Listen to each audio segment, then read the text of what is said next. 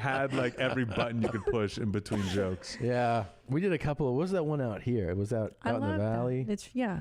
It was I a forget. AA. Mick Betancourt. Yes, Mick Betancourt's thing.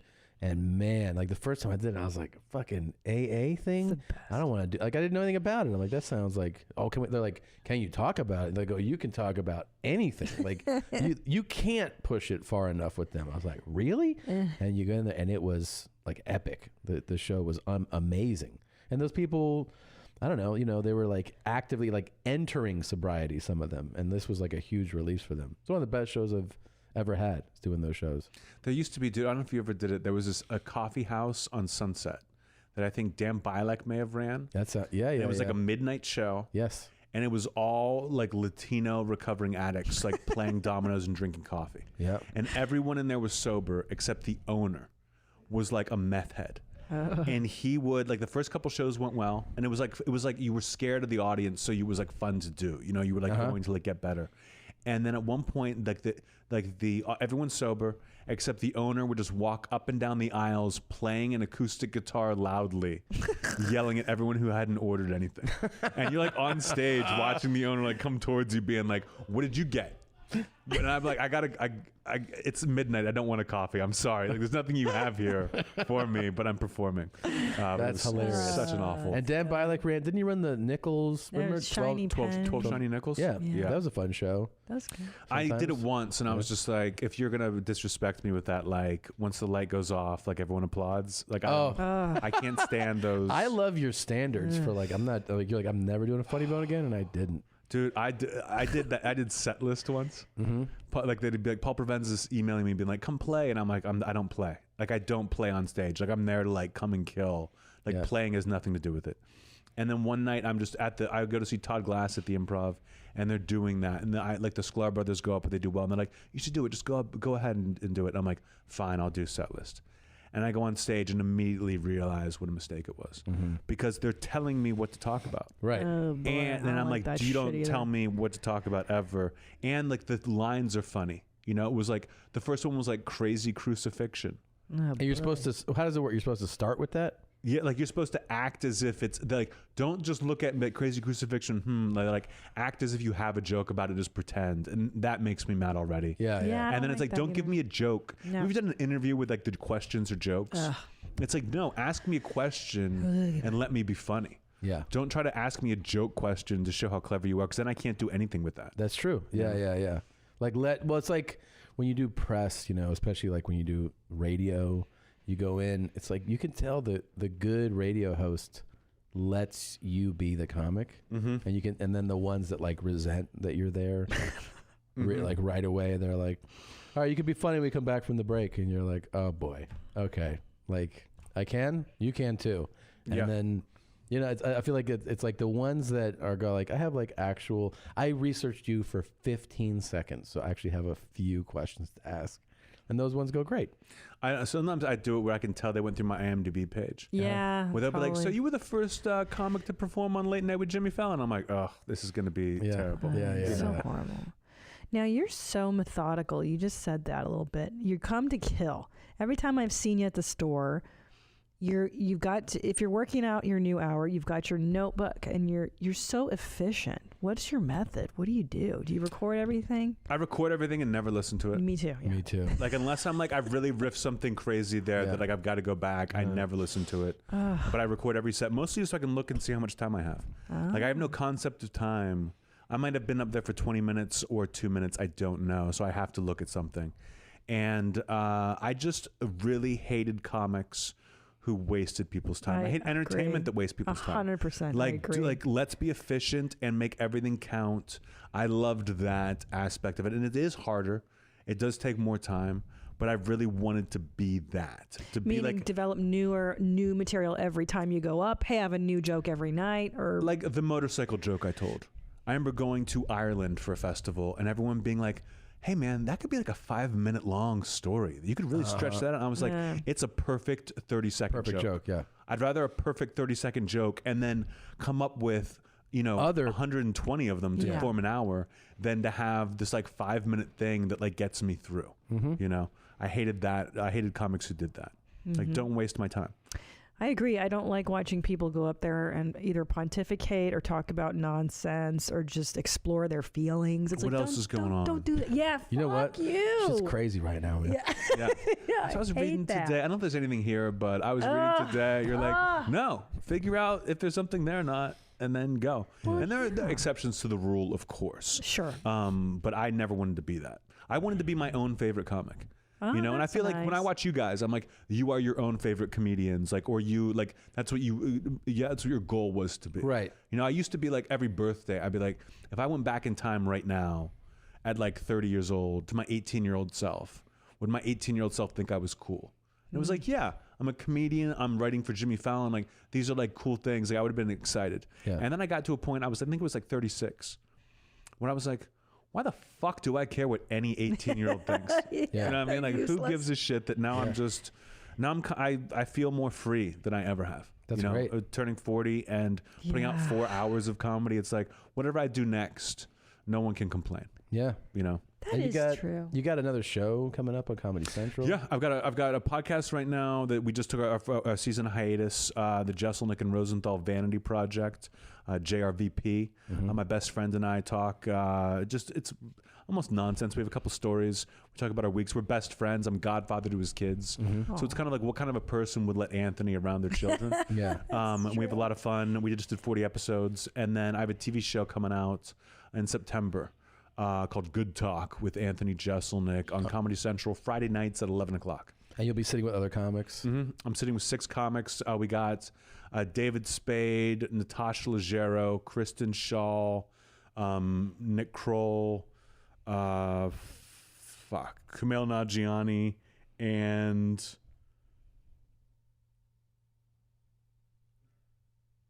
I cannot remember. Oh.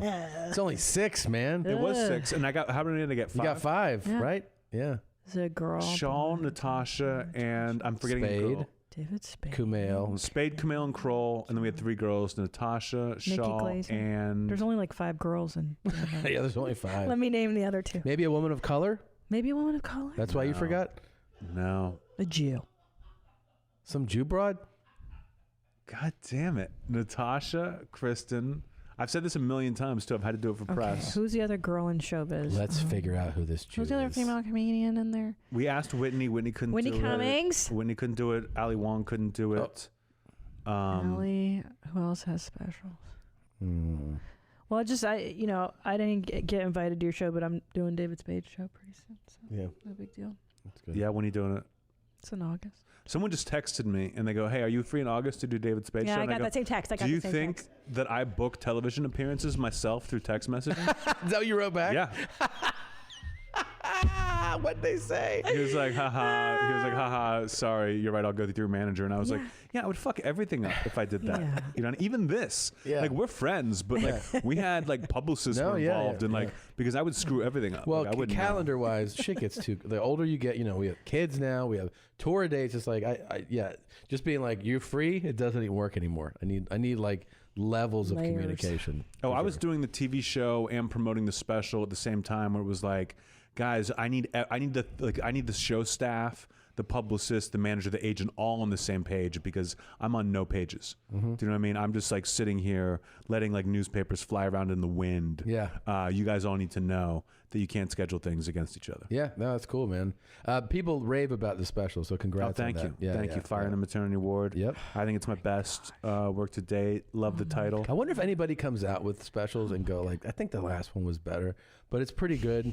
You know what I mean? Like, I wonder if anybody actually doesn't think their newest one is the better one. I've seen, because of the way Netflix changed things, and it was like people could just grab money. I've definitely seen specials that I'm like, you just got up there and filled an hour. Oh, for sure. Yeah. Yeah. And I can't imagine those people are like, yeah, it was amazing. But I don't. Especially on some, because like people don't realize the sliding scale of that Netflix pay, because they hear about the big ones, and then you're like, yeah, dude, no. They're in their own fucking world. Like the 20 a special thing is like 5 people. When I had to have a meeting with Netflix to talk about marketing Fire in the Maternity Ward, and I was like, they were like, here's our ideas, and I was like, here's my idea. How about to be like, from the network that thought it was a good idea to tell everyone what they're paying 3 comedians and no one else. And they were just like, Did they maybe love not. that meeting? They like smiled uncomfortably. Yeah. Yeah. You know, from the network that brought you Nanette. Oh, It's Anthony Jeselnik's fucking Fire the Maternity Nanette. Award. Don't get me started on fucking Nanette. My manager and I were talking about it, and she was like, you know, like it's in Nanette when she's like, and I'm like, oh, I haven't seen it. And she goes, what? I'm like, I haven't seen it. And she goes, Anthony, you talk about it all the time. And I just like saying Nanette so much. Me too. I like saying it as a whisper. Nanette. The most powerful special ever. It's very powerful. It's Yeah. very powerful. I finally watched it and I was like, none of this applies to me. You know what I mean? I've never told a self-deprecating joke in my life. That's I don't know what you're talking true. about. That's true. Yeah. She's got a. Oh. Tig Notaro. No, he wrote Big Tig, Notaro. yes. But he just misspelled. Yes, Tig was our first guest. Yeah, I could see how you could forget her. So on, have you seen this guy? By the way, this is this dude runs a dry cleaner, No, a dry cleaning business not this asshole. in the Bronx. But just off. give you a taste. I don't I'm know gonna if you turn saw down my him volume already. Oh God, he's the worst. Everything he posts is like this. Everything. No, buckle up, Jesselneck. Good morning, everybody. Yeah, rise and shine, baby. Hey, is it too early for happy hour? I sold this shit off fucking Big Red. So we got roadkill this morning. I fucking left. Modelo black shit. Yeah, what the hell? I got my Corona for later. I mean, Like, why are you watching that? I just, Like, it's not like it went viral. Like, you found that. we find a lot of bad stuff. Yeah. That's what the show is. That's what it But is this like every guy in Pittsburgh? I feel like it could be like this. No. No. No. No, it's like an East Coast thing. He's an East There's Coast guy. annoying He's like a East northeast Coasters. coast. Yeah. Pittsburghers are more like blue collar Polish kind of like, My tribes. yeah. I've been there. It's lovely. It's actually very pretty. Yins, Jagoffs. Yeah. Yeah, I was a little outside of, I was like in the suburbs, just like, you know, a couple minutes outside of the city, but I never got, if I ever said yins, even like to be funny, my parents were like, shut the fuck up. Really? Yeah. Yeah.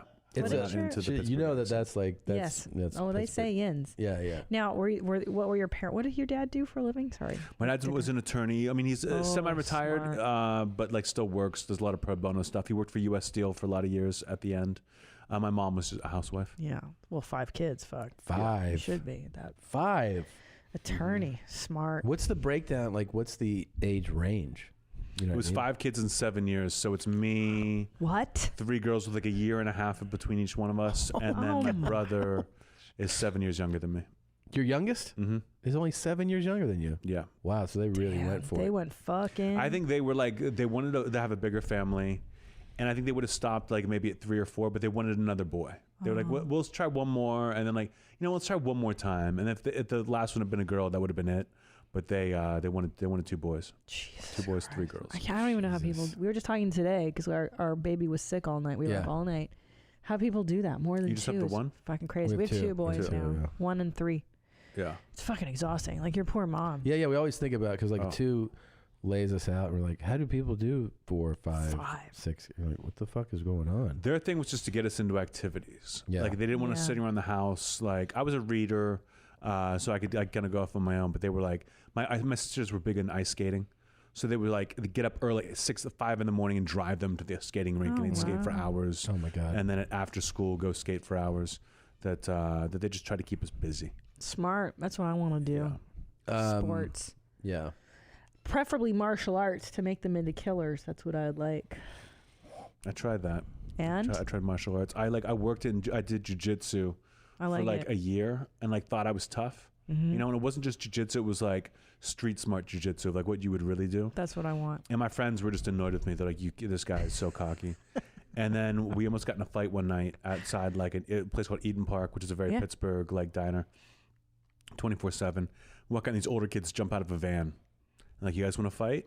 And I'm like, if we have to fight, we got to fight, you know, like whatever, like totally confident. And they go to like fake swing at me, you know, where you like try to get someone to Yeah. flinch. And instead of like doing like a block, I went like, and like kind of like made that noise. And like just put my elbow up. Like I wouldn't have blocked the punch at all. I would have just gotten leveled. And the guys just laughed and got in the van and drove away. I looked at my friends and I was like, I can't believe I've been studying this shit for a year. And that was my reaction to a real fight. Like, I'm done with this. Yeah. Yeah. Like now I box as like an exercise. Oh, I like that. And they'll be like, so do you think you're like a better fighter? And I'm like, I'm not a fighter. No. Like I couldn't fight anyone. I know enough about boxing that I would get my ass handed to me if I ever tried to fight anyone. Yeah. You know, it like teaches you respect for it. Oh my God. I did a boxing. I mean, I box like once a week now with a trainer. And even that you'll feel humbled by. But if you go into, I've been to a class with more people and you're doing drills. And then you're like, this fucking 16-year-old could light me up. Oh my if he God. wanted to. And you're like, this kid could kill me. He's 16. The person who got me into it at first was like literally fought for Bellator. She was a female MMA fighter who like that was what she did all day and then trained people. And at the end, she was like, I'm retiring. I'm leaving. I'm going to like Europe to go to grad school. And she's like, how do you feel about everything? And I was like, I don't know. Like I feel like I've been working on this for like a year. And when we're like sparring, I feel like I'm never like any better. You know, like I'm never like, I haven't gotten good. She's like, Anthony, you're sparring with me. Like I'm a professional. Like I'm like I do this all day long, all night long. That's all I think about. And I was like, oh, okay. I feel better about it. Yeah. But I like training with girls because you know they will whoop your ass. Yeah. But it's still like it seems more like exercise. I feel like with a guy you'd get aggro. Yeah. Yeah, that's true. Yeah. I also had this thing where if you're not used to being on the receiving end of a punch, like immediately when like for me, when somebody like started, I was always just like jumping back. They're like, we haven't done it yet. I was like, I know, but I'm waiting for it. And they're like, yeah, you can't wait for it. You gotta just react. Well, you think about it like in the movies where you're not supposed to get hit ever. Like that's a successful fight is they never touch you. And you're like, no fights go like that. No. Like you just got to take the punch in the best way possible. Right. And then react to it. Yeah. My frustration is range. Like I don't know my own range, so I'm always throwing punches that I don't come close to connecting. Right. And I'm like, what am I doing? What's going on here? But What did you do? Kung fu? Like a punching bag. I did Kung Fu in the park in my late 20s with this like double black belt little Asian girl. It was fucking great. It was in Griffith Park and we'd meet like every Saturday. That shit would break me down. It was so much exercise. And then I'd go eat bean and cheese burritos at Yuka's. And then completely negate any sort of that's the way to do benefits. it. That's what you're supposed to do. Go to McDonald's after I Most train. workouts burn between 8,000 and 12,000 calories. 12,000. Yeah. But I loved feeling like I could. It put a level of confidence in my body. You know, not that I was thinking about fighting people, but it did help me stand properly and be like, fuck you. Like my attitude had changed. It made you feel less helpless. Like if I had to fight, like I would be better off, you know, than before. Like I have a lot of dreams, like nightmares, where I need to punch someone but I can't. Really? Do you know That's what I mean? recurring. Yeah. Like I just can't even lift my arm. That I'm like, maybe if I box, like I've got a punching bag hanging in my condo, like that I use. It's like a nice leather one that I use all the time. That I just like I want to rid myself of that anxiety of not being able to throw a punch. I wonder if that is an anxiety dream. Yeah. I have a recurring dream that I still have a day job. It's the last boss that I had. Yeah, and I'm like, I'm not a comedian yet, and I'm just stuck. I'm trapped. You know, like, oh, I'm doing the same shit every day, and I'm the same boss. I wonder what that's all about. Talk about it with my shrink. Wow. What's your reoccurring dream? Just tying up girls and putting them in trunks. You know? But it's like it's a pleasurable dream. Yeah, it's a fun dream. You know, like you have a dream where you win the lottery, yeah, and then you wake up and you're happy for like a minute, and then you're like, "Fuck, I didn't win the lottery." No. I used to have dreams about zombies, like horrible nightmares, like night terrors, where I was like, I would wake up in the fetal position, totally balled up, like terrified from these dreams, and I would have them every night. Different kinds of zombies. My friends are getting eaten. And you just know inevitably you're going to die. And I would wake up literally covered in sweat, like in a ball. And then I would wake up, and it was the opposite of the lottery dream. I would look outside and be like, "Oh, I'm in LA. It's sunny LA," and I would be so happy that I would make myself keep having them. Like I would read books about zombies, and I would watch every zombie movie because it felt that good to come out of it. It felt so good to wake up in the morning and be like, "Oh." And then people are like, "You're insane. Like that's like not something normal people do." But I was like, "No, it feels so. I'd rather like my sleep is awful, and then my day is like no zombies. You know, isn't this But great? you're having terrifying dreams. Like, have you ever almost been in a car accident? Yeah. I just pretend that I was in the car accident, and then hit a button, and then erased it. Oh. And then you feel like a god. Like it feels like really, it's a good way to go through life and just pretend the bad things happen. Grateful. And then like you get out of it. Yeah, it's like my day job dream, and I wake up and I'm like, oh, thank Jesus Christ, I'm just gonna go do a podcast, talk about farting for 8 hours. I've had terrifying dreams of like there's almost like apocalyptic things happening, you know, and like in a car accident, but then there's chaos in the streets, and I'm trying to get my kids into a safe place. Really? Yeah. It's you know, terrible. in 15 years, you've never told me a dream. Like, you don't dream. I do dream. You don't share them. I wish you would. That's the first time I've ever heard you describe a dream. That's because Anthony's here. Crazy. Speaking of, how'd you guys handle the earthquake? Don't give a shit. You weren't like, you didn't feel it? Or you Fuck weren't yeah, around? we felt it. Felt it, but it didn't scare me because I was here in the 90s in the big earthquake in Northridge. So I was like, this ain't shit. That one was kind of long. It was like, Yeah, but that ain't shit. it was 10 seconds, man. I've never been afraid of an earthquake in LA. Like, I've always just been like, this is kind of fun. Like, But that one? The last one, the last big one that night, like even in the morning, I'm like in bed and I'm feeling it. I'm hearing things fall downstairs. Oh, yeah. But I'm like, like if I go, I go, whatever. I'm in my bed. And in the evening, there's like, I had decorators come in and do my place. And they put up like a Buddhist like bell, like that you would ring before you meditate. There's like this red bell that I've never touched. And things are swaying, and I'm like, oh, this is going for a while. And then the bell starts swaying so much it's ringing. And I'm on the top floor of my apartment building. So people are texting me, and they're like, what do we do? What do we do? And it's like, someone's like, don't go outside. And they're like, we should be on the top floor. So if the building collapses, we're first out of the rubble. So I'm sitting there hosting like 8 people drinking wine, and we're just watching the bell still swaying. It's not ringing anymore, but it's still going. And we're just like waiting for it to stop. And they're like, we should get earthquake kits. And I'm like, we should get helmets. So when we're like in the rubble. You're right. Yeah. And then someone's like, asshole, that's not how buildings collapse. Like, it's going to fall over. Like, being on the top floor is not going to help you. We're all going to die for Yeah. sure. Yeah. Yeah, if it's fucked up, it's just fucked up. Wait, let me ask you this. So because your special just came out like what, a month ago? Something like that? 2 months ago. 2 months ago. Are you right now doing like 10, 15-minute spots or whatever, or no? I was take some time immediately. I tried to immediately, like, as soon as I would tape the special, I buy a new computer, you know, and I'm like, I start working on the next hour. And I had 2 stories that I liked a lot. One was about trying to do stand-up at San Quentin Penitentiary, and one was about some lesbian friends who asked me to be a sperm donor, and then we changed our mind. And so I'm telling those stories and like making them as good as I can, but I'm like, it doesn't really feel like my stand-up. That I just was like, you know what? Excuse me. I was gonna test these out on stage, and then I'm gonna burn them in late night shows. Like do them like I'm on the couch telling Seth Meyers this, or I'm telling Jimmy Kimmel this, and now I'm starting from scratch.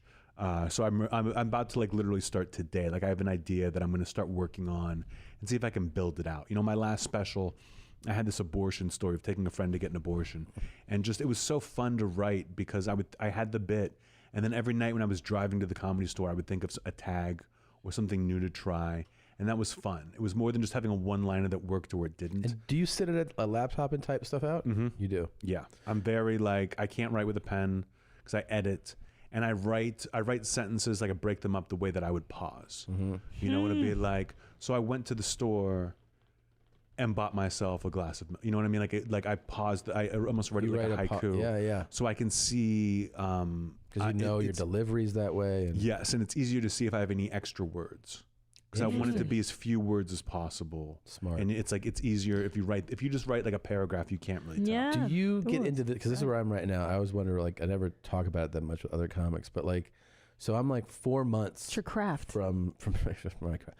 I'm very into my craft, but I'm like 4 months from shooting right now. And, you know, I've been touring for a while, and I feel like, you know, I've built up, it's to the point now, it could be like an 85-minute show. Not that I would release that, but like that's how long the show can go. And I go, I want to use my time in town to like work on something else, but I'm like, my mind is just like that 85-minute show. So when I go do spots, I feel like it's like masturbatory, where it's just a, you know, doing 15 minutes from the big show. I can't get my mind to, once I build a show that size, I have to like shoot it before I can like open up 100%. I'm exactly the same way. Okay. Like I understand people who do it and I respect it. Mm-hmm. Like Jerry Seinfeld has like 2 different acts, you know, like 2 completely different acts. I can't do that. I've got to have the one and focus on it until I tape it. and then it never opens you do up. it again. Yeah. Never do it again. Yeah. Yeah. Okay. So it makes me feel good. That's why I'm here.